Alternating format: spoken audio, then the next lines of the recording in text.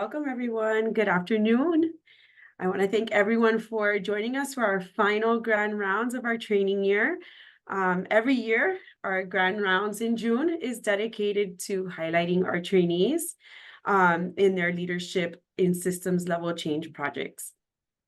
These were previously known as our advocacy projects, so I apologize if I say advocacy, but we use those terms interchangeably. I am doing a rewire in my brain just to say leadership. So this leadership and advocacy is a core component of our leadership in education neurodevelopmental disabilities program.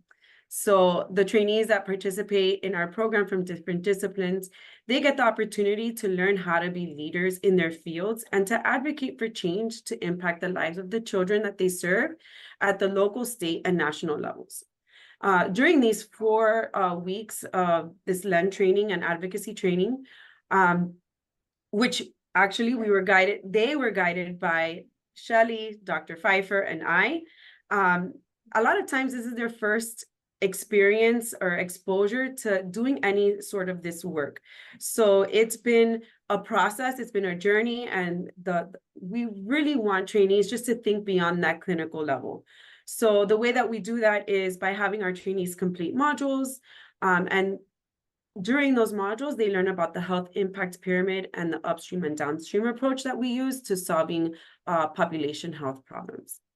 So without any further ado, I would like to introduce our trainees that will be presenting during this grand rounds. I do want to give a mini shout out to Dr. Elena Fernandez.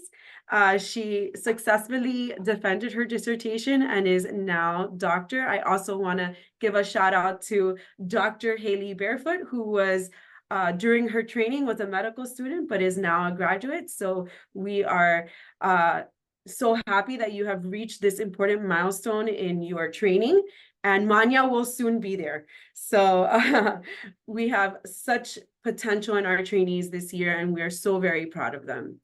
So the way that this will work for this presentation is that we are going to hear each trainee's presentation. They'll have about 5 to 7 minutes to present, and then we'll do a Q&A after each presentation. So we encourage you to turn off your microphones or turn on your microphones and turn on your cameras to be able to have a rich discussion on these very important topics.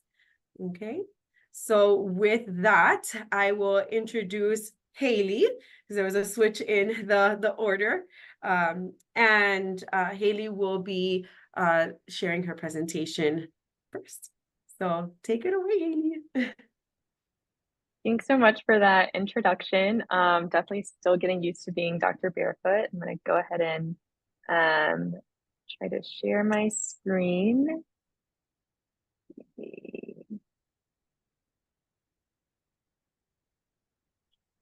All right, can everyone see my screen? Perfect. Okay, so my project was improving maternal outcomes for women with disabilities by revising resident training competencies. I did this project obviously while I was still a medical student and now have recently graduated, and I am at the University of Kentucky as a general surgery preliminary resident. So I chose this project because I'm very interested in medical and graduate medical education that I'm now a part of. So we'll just jump right in. Well, I say I will if I can move. There we go. Okay, so first of all, just kind of outlining the problem. And that's that, you know, we have this population, 10 to 12% of women who are of childbearing age live with a disability, and they are just as likely to become pregnant as women without a disability. But unfortunately, our providers are not always trained to adequately address the health concerns of these patients. So this is like 10 to 12% of the population that OBGYNs are caring for, that they are unable, they're ill-equipped to take care of. And so that obviously leads to some poor outcomes. So this graph on the right was this huge study that was published in JAMA looking at the risk ratio for adverse maternal outcomes. It actually broke it down by disability, whether it was a physical, intellectual, or sensory disability. And then in blue is just like the overall for any disability. And you can see that with these outcomes, some of which are very severe preeclampsia, gestational diabetes, C-section, maternal thromboembolism, fever, infection, all of these were at least twice as likely to occur in a woman with a disability. So the outcomes are clearly being impacted by what's mainly sort of lack in complete training. So that's what I'm kind of getting into next. Why is this happening? There have been studies that look at whether or not physicians feel prepared to care for women with disabilities. And a lot of times they feel like they have not received training and are not confident in their ability to address like the specific unique needs of this population.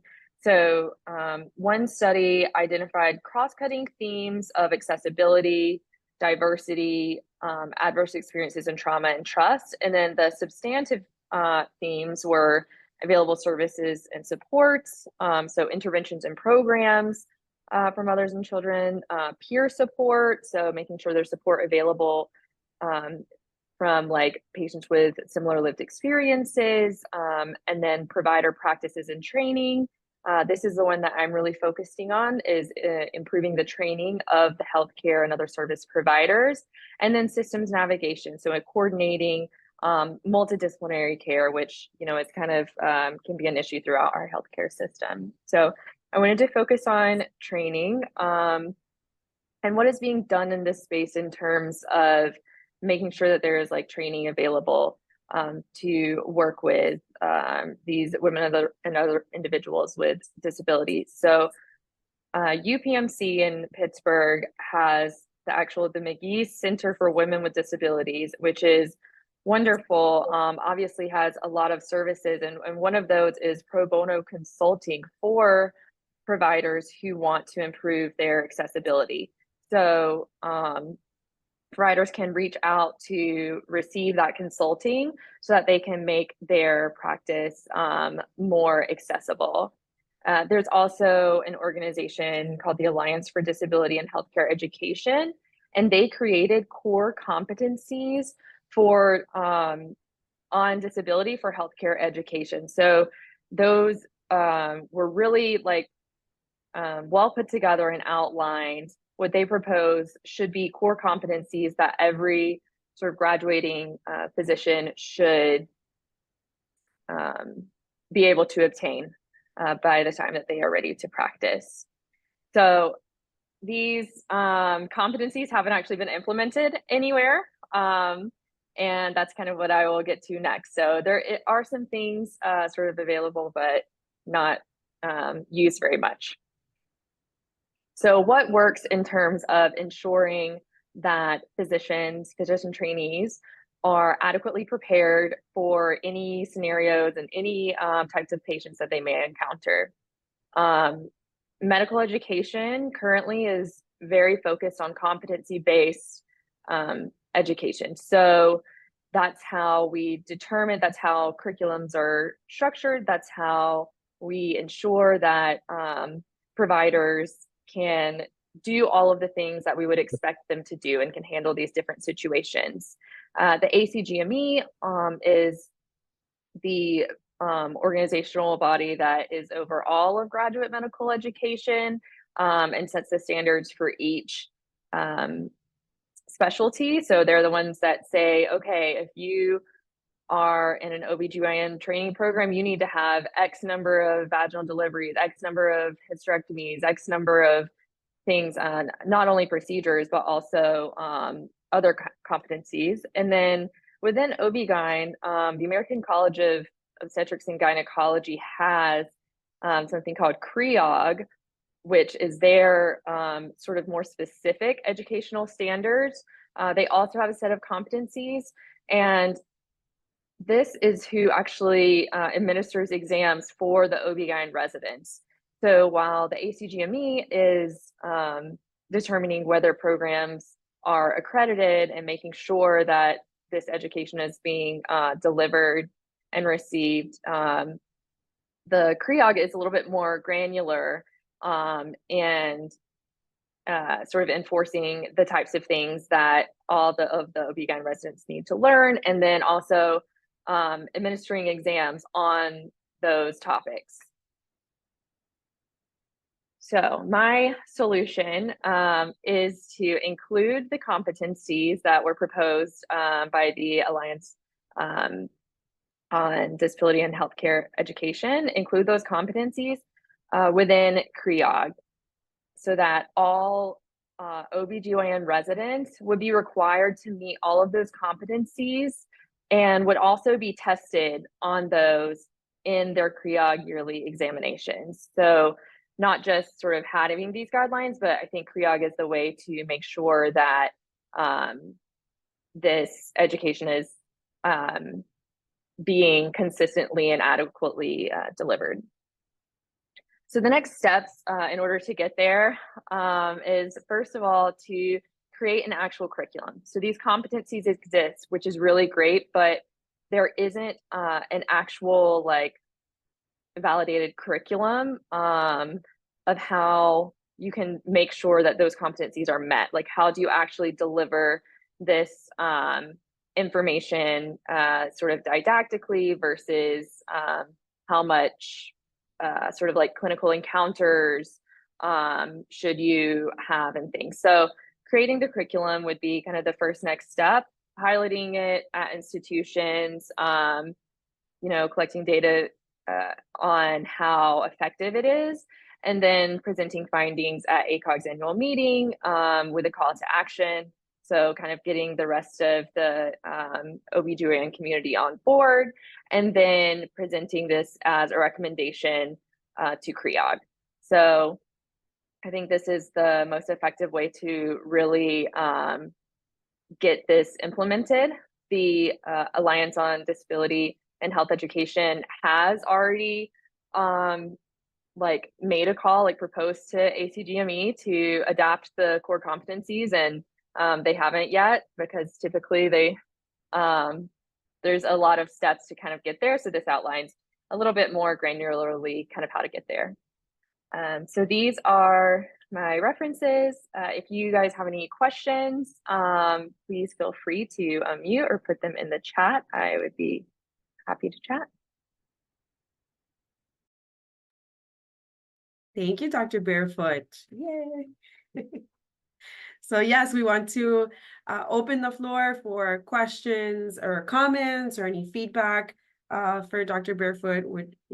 Now's the time.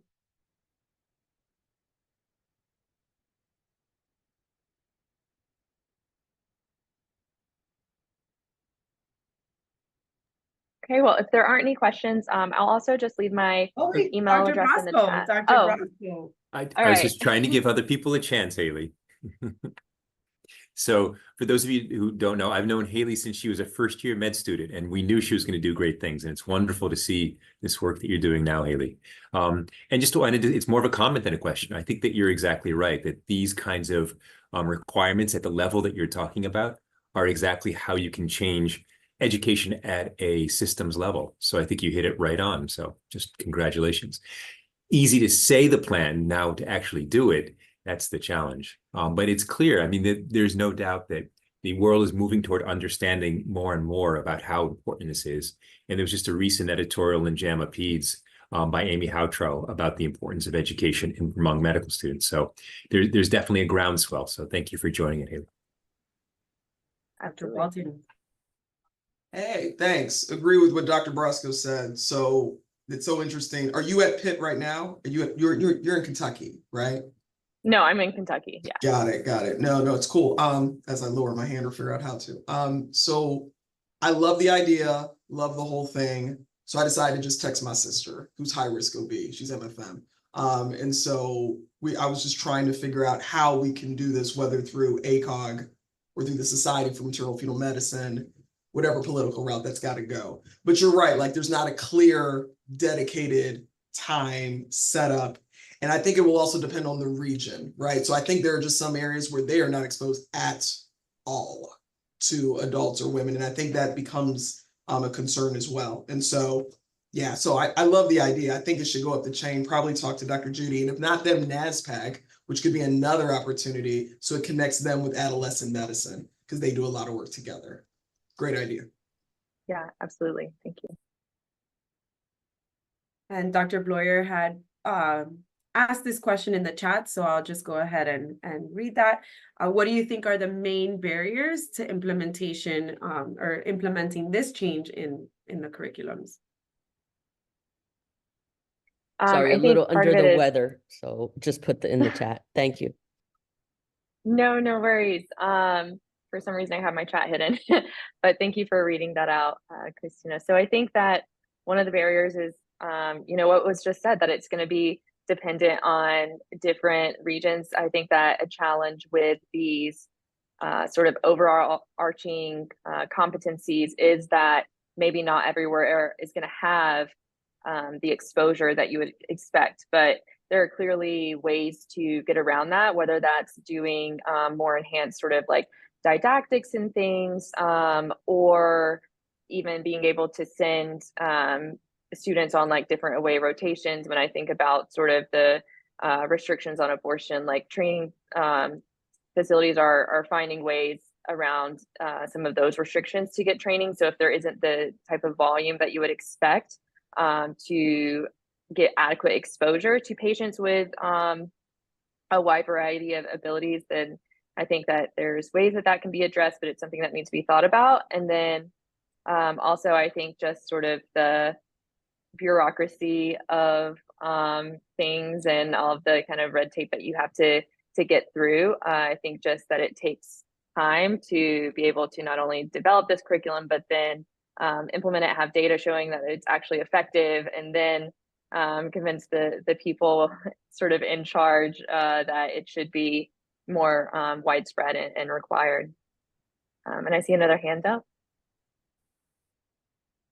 Hi, Haley. Wonderful, wonderful presentation and great thoughts. I just have two questions. One of them is, how do you get this curriculum to the point of implementation when there are so many other curricula in other areas being proposed? So it's a competitive market for curriculum time for the medical student. And what are your thoughts on that? And then the second one is always the question is, how much is it going to cost, and where does the funding come from? We have to talk about those economics, because we don't academically, and then reality hits us in the face. Yeah, I mean, those are the tough questions, aren't they? In terms of like the curriculum development, I think that it's always smart to start with what we have and start with those organizations that are kind of like in this space, like the Alliance on Disability and Health Education already has these competencies. I think that any curriculum should be based on those, like instead of starting from scratch, like definitely starting there. And I've sort of looked, I did this project a while ago, so I'm having trouble recalling, but I was trying to see if there was any curriculum out there, but I think that's where you kind of go through the hurdles of, academic publishing and like having really good data collection and kind of going through those processes of sort of proving that something works. Now, in terms of resources, that's above my pay grade.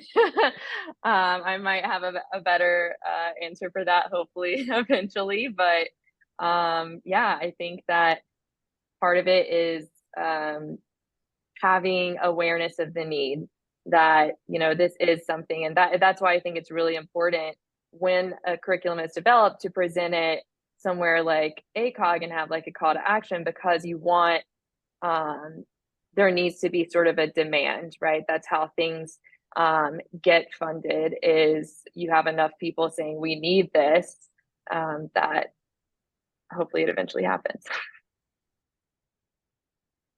Thank you. Thank you, everybody. Thank you for the feedback and the questions. Definitely an important topic.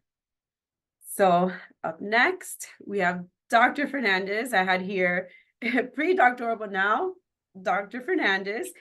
She has been actually working very closely with Dr. Sladan in the Step Up AT program, helping our preschoolers get access to literacy using AT tools.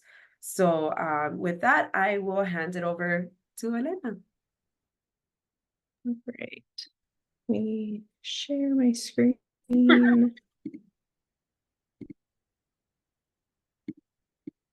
All right. Are you guys seeing my screen? Okay. Great. So hi, everyone. Thanks for having me here to give an overview of my project proposal that I worked on as a LEN trainee at the Millman Center. Like Christina mentioned, while working as a research assistant on the Step Up AT project with Michelle and Austin, I participated in the LEN program, which culminated in this project, which focuses on trauma-informed care and early childhood education. Prior to this, I also worked several years as both a teacher and a research assistant at the Linda Ray Intervention Center. By way of background, I recently just completed my Ph.D. in special education from the University of Miami, and I will be starting a postdoctoral fellowship at Kennedy Krieger and Johns Hopkins. And through this fellowship, I will actually be working with Dr. Jeff Brosco at HRSA, which I'm very excited for. And so as part of this project, we had to select a proposed partner and collaborating content expert partner. So my proposed partner for this project is the Florida Association of Infant Mental Health, and Dr. Maite Shanker was my proposed collaborating partner. So according to the CDC, young children who experience adverse childhood experiences, also called ACEs, are at a significantly higher risk for chronic and mental health issues, which highlights the need for trauma-informed care and early childhood education. A total of 34.8 million children ages 0 to 17 are exposed to adverse childhood experiences, and notably 26% of children under the age of 4 have experienced at least one traumatic event. Research indicates that young children who experience 5 or more ACEs in their first 3 years of life face a 76% risk of developing delays in language, emotional regulation, or brain development.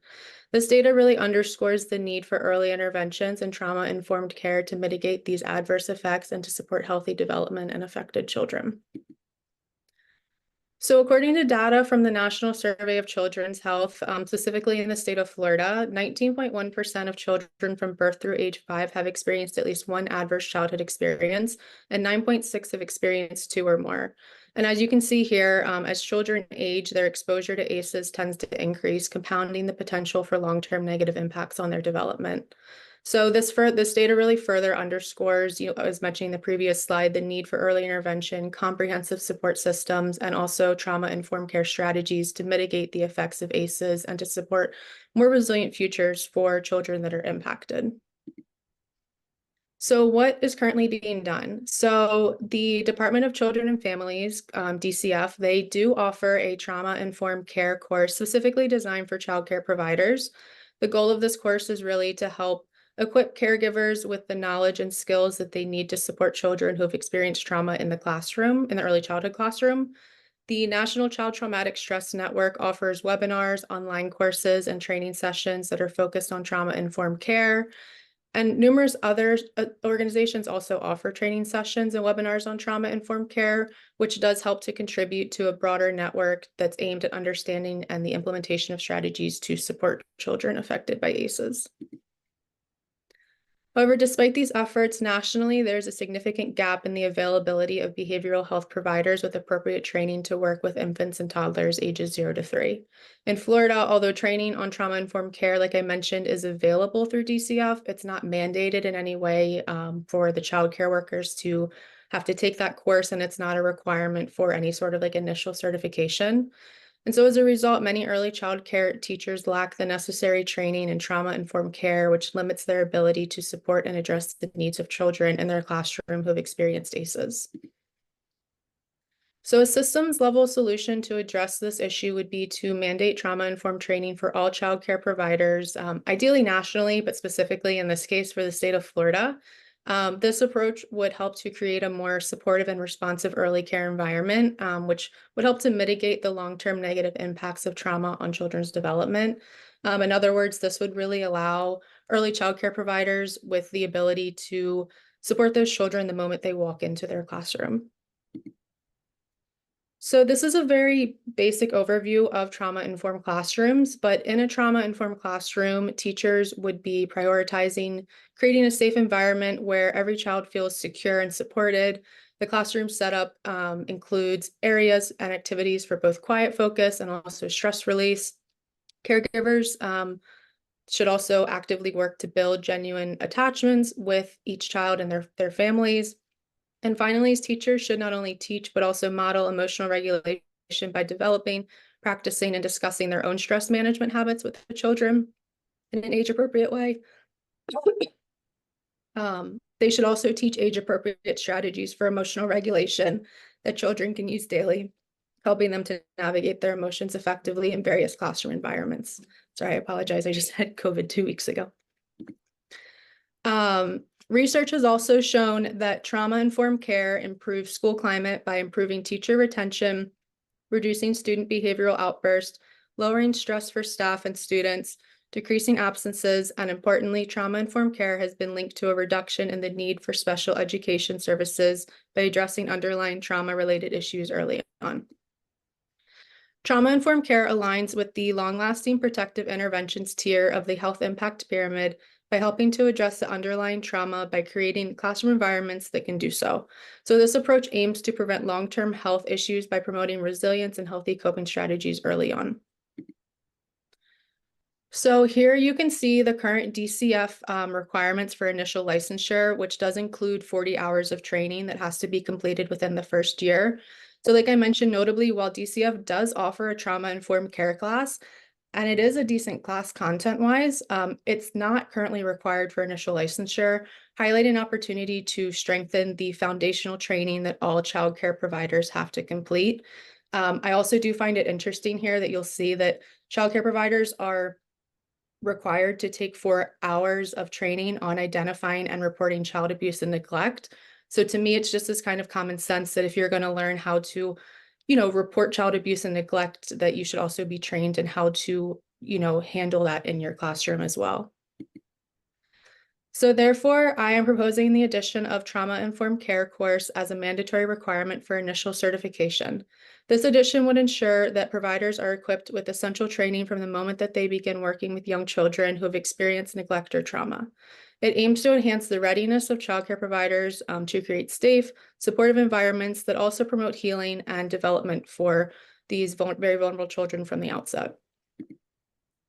So my next steps to implement this project include contacting the DCF Training and Certification Office to propose adding a new mandatory course on trauma-informed care and generally seeing what that process would entail.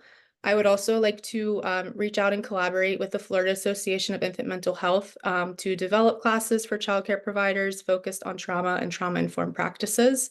And I know that they do have some classes, and I think it would be really ideal to partner with the Florida Association of Infant Mental Health to also ideally revamp the training that DCF does offer. And my third step would be to establish partnerships with Florida-based organizations to broaden access to trauma-informed resources for childcare centers. These actions collectively aim to enhance and support resources for childcare providers and effectively addressing trauma, and also to help promote healthy development among these young children who have been affected. These are my references, and then with that, I will open it up for any questions.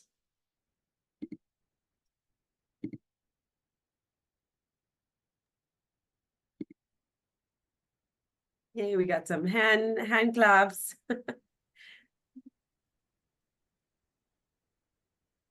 Questions for Elena? I have a comment more than a question. Absolutely love this idea. Definitely needed. In our Jumpstart program, we see the importance of working with children with a trauma lens. And we also see how hard it is oftentimes for teachers to be able to do that. So something as global as it required training for all teachers, I think is a good start to bring this to the attention of the teachers that is so important. Thank you. Yeah, I definitely agree. Thank you so much. Austin.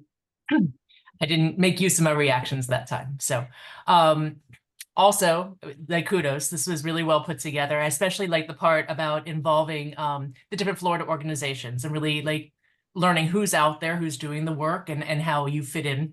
It totally jives with like the way that I think too. So very cool. One question I have, because every time I'm thinking about this, like especially like state systemic work, are you familiar or with the policy landscape in Florida? Is there anything legislatively that's going down that would help support that work?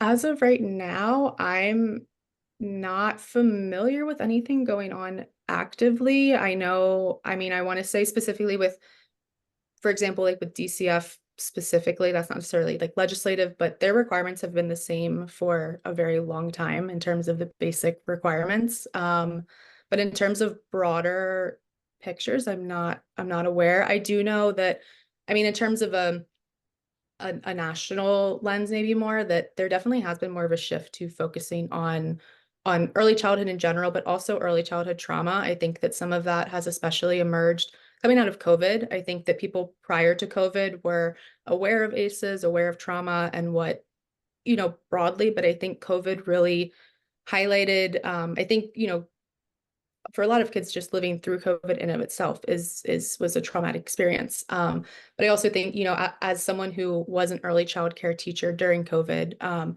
you know, thinking things through, you know, that the children were at home with their families during this time, what is going on at home, things like that. I think COVID really highlighted the need for more of a focus in this area. So I'm hoping that within the coming years, hopefully sooner than later, that there really is more of a focus and more of a you know, an upstream approach to preventing some of this. Totally agree, because I know that, you know, both of us are out in the schools and, you know, we hear straight from the teachers' mouths that, you know, what they're seeing in the classroom, you know, the behaviors that they are, you know, that are challenging for them, stems, I would imagine, greatly from ACEs. So thanks for bringing it to the forefront. Thank you. Dr. Brosco, Jeff? Thank you, Elena. It was a great presentation. You know, every time I hear about trauma-focused care in any circumstance, you know, whether it's early childhood or later on, it always seems to me like this would be good for every kid or every human. And so I wonder if there's been much research on that, and if part of what your argument could be is that this is good for all children, right? And that it really builds resilience and emotional well-being for every child, and that so it's not just about them, it's about all kids. Do you know any of that work? Has that been done? Yeah, I mean, I haven't looked too much in kind of I mean, that's a great point. I haven't looked too much at the research in terms of you know, the benefits of trauma-informed care for all children, but from my knowledge of trauma-informed care, it's definitely, in my opinion, something that all children could benefit from. There's nothing necessarily specific in it that is, it's just kind of good practices, you know, that you're creating a welcoming environment, that you know, how to work with kids for emotional regulation, which is something that all toddlers have some challenges with. That's not necessarily just specific to kids with ACEs. So yeah, I agree. I think that it's something that could be, you know, put out there more as like, these are just good practices that all early child care providers should have in their toolkit to be able to use in the early childhood classroom. Thank you. And the reflective component, right? The ability of that teacher to not automatically assume that this child is doing something because they're wanting to annoy me, or because they're, you know, they just want to be bad, or whatever the case may be, but to be able to really understand why the behavior is happening and then be able to address it correctly, I think is a big part of trauma-informed care. Yeah, I agree.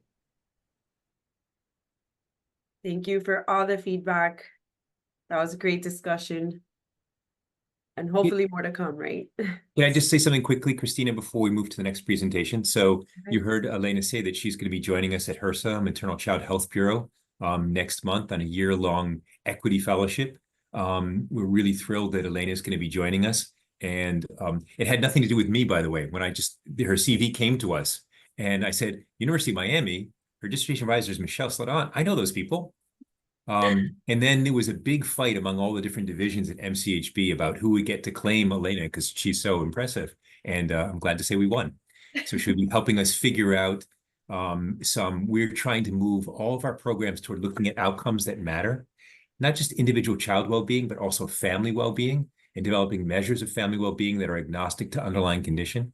So we hope Elena can help us with that. And also thinking about healthy and ready to learn. So children with special healthcare needs are 30 points lower than kids without special healthcare needs on their healthy and ready to learn data.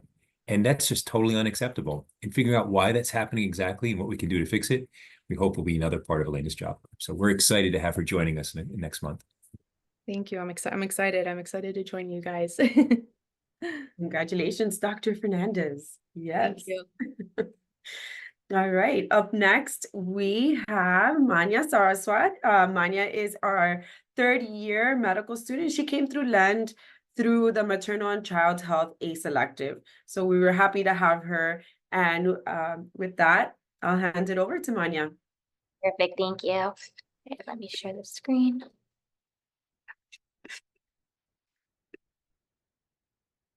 Perfect. So my name is Manya. I am now fourth year med student. Did my master's in health policy and economics before starting medical school. So you'll see that my presentation is very guided to and targeted to legislation. So my project was to decrease electronic cigarette use in children to decrease nicotine-related health outcomes. So what is the big problem that we're looking to address? In the recent years, youth in Florida, this shows for high school, but even in middle school, the rates of electronic cigarette smoking has increased, while the rates of regular cigarette smoking has decreased. So what is the issue with that? Electronic cigarettes, they contain very harmful chemicals that can also have very harmful health effects on these children.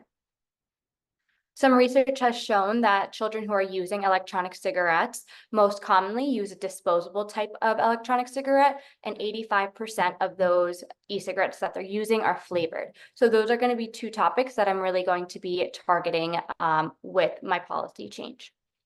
So kind of what is already being done to address this problem and this increased rate of youth using electronic cigarettes. So in 2019, the FDA banned flavored electronic cigarettes, but they did not include disposable cigarettes. So basically this left a gap within the policy, and it excluded disposable electronic cigarettes, meaning that there were still flavored disposable e-cigarettes available. In fact, the CDC did a research study right after this ban was put into place, and it showed that disposable e-cigarette sales had increased about 1,000% after the ban was implemented. So what kind of works to close this loophole? Other states have already banned the sale of all flavored tobacco and nicotine products, including disposable flavored electronic cigarettes. So the states in red in this map are showing that there's already a ban in place. And then the orange states are the ones that have considered restrictions on the sale of disposable flavored electronic cigarettes. This is a study that was done in JAMA, and it basically compared the states that had no regulation with disposable electronic cigarettes versus those who already have bans in place. And it showed that statewide restrictions on flavored e-cigarette sales were associated with the reduction of 25 to 31% of total e-cigarette use. E-cigarette sales compared to total sales in states that had no restrictions at all. So what is my proposed solution to implement this policy within the state of Florida to target the Florida youth who are using electronic cigarettes and decrease some of the health outcomes that they may be experiencing? So this policy would close the loophole of the 2020 FDA ban. And it's also better than some other policies. When I was kind of doing this research, thinking of how we can close this gap and how we can decrease youth from engaging in electronic cigarette smoking, there were some policies that say, oh, we could increase the legal buying age to 25, or we can have a stricter enforcement of not having these children get their hands on electronic cigarettes. But if you can see at the graph on the top on the right-hand side, most of these students who are getting electronic cigarettes are getting them from their friends. And studies have actually shown that when Hawaii tried to implement this 25-year age limit, it didn't really help. Additionally, research has shown that if we do implement this policy, it may even help adult smoking cessation. If you can see by the bar graph on the left lower hand side, this would be easier to implement, as it shows that despite what political party you're affiliated with, a lot of voters would be in favor of proposing the solution. And we talk a lot in Lend about where this falls in the impact pyramid, and this would be changing the context to make individuals' default decisions more healthy. And so the next steps for me would be kind of to talk to legislatures. Specifically, I looked at Senator Garcia. She's the chairwoman of the Children and Family Committee in the Florida Senate. And it also happens that she is part of District 35, which encompasses Miami-Dade County. And additionally, I would want to work with some community partners. I've identified Tobacco Free Florida and Tobacco Free Kids to kind of talk to them and kind of push for more of a public approach and petition for this. A bunch of companies, including Tobacco Free Kids, as well as like the AMA and a few other medical associations, have already kind of put together this petition to show the FDA that they have their support in increasing the ban to include disposable and flavored electronic cigarettes. These are my references. And with that, I'll also open it up to questions.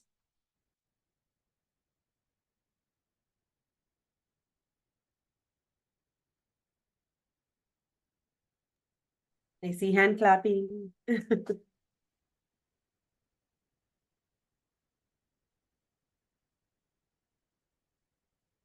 I answer all the questions that there could be? Well, I have a comment. I like how you, at the end, you said that it's not only going to help with children or youth that are using this, but it's also going to impact adult health outcomes. So I think that's like definitely a driving point, selling point there, that it's not just one specific population, but a broader population. For sure.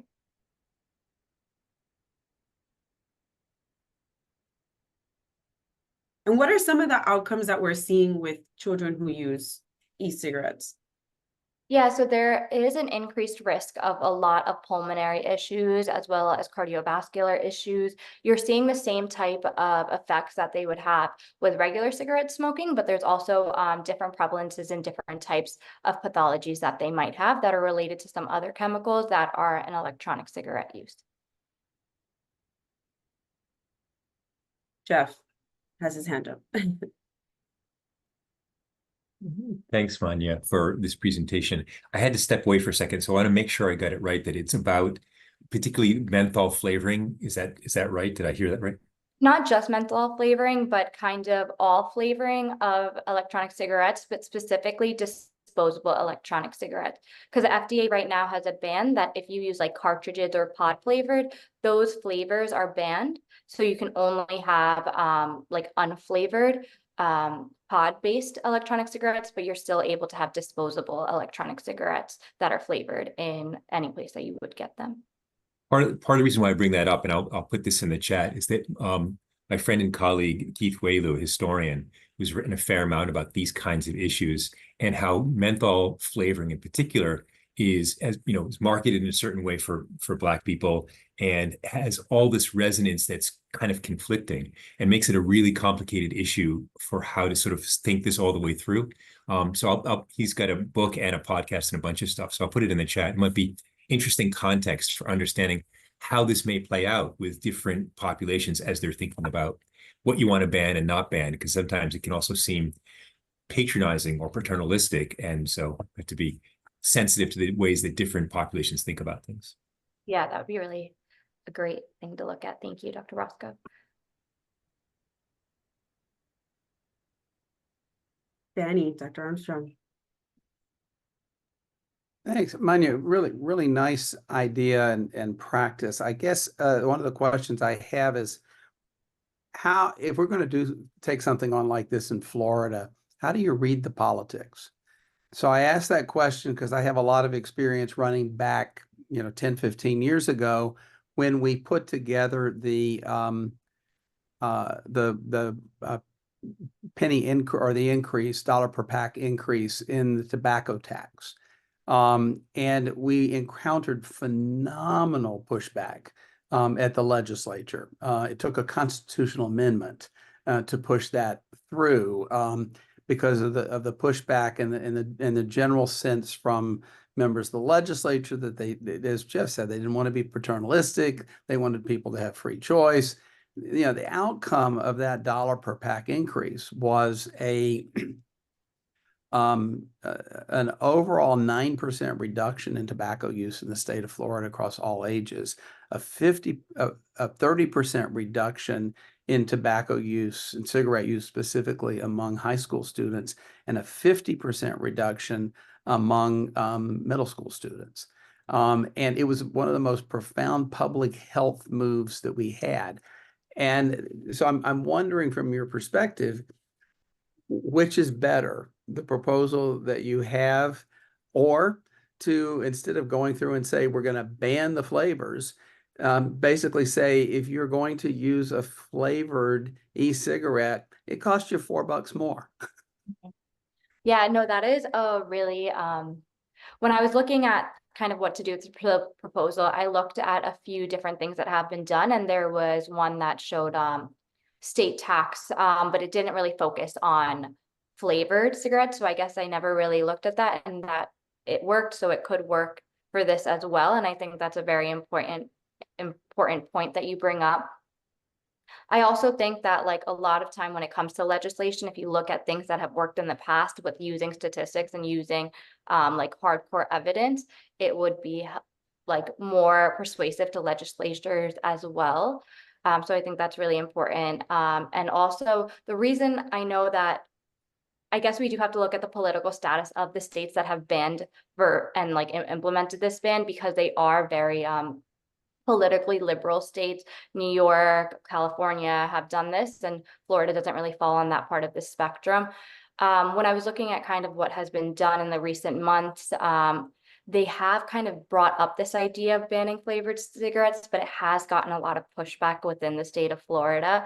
I know that we had just passed a bill that's going to be implemented in October that kind of tries to get flavored cigarettes, e-cigarettes off the market, because a lot of them are black market electronic cigarettes. So now stores in October will face a really hard fine if they're selling non-FDA approved.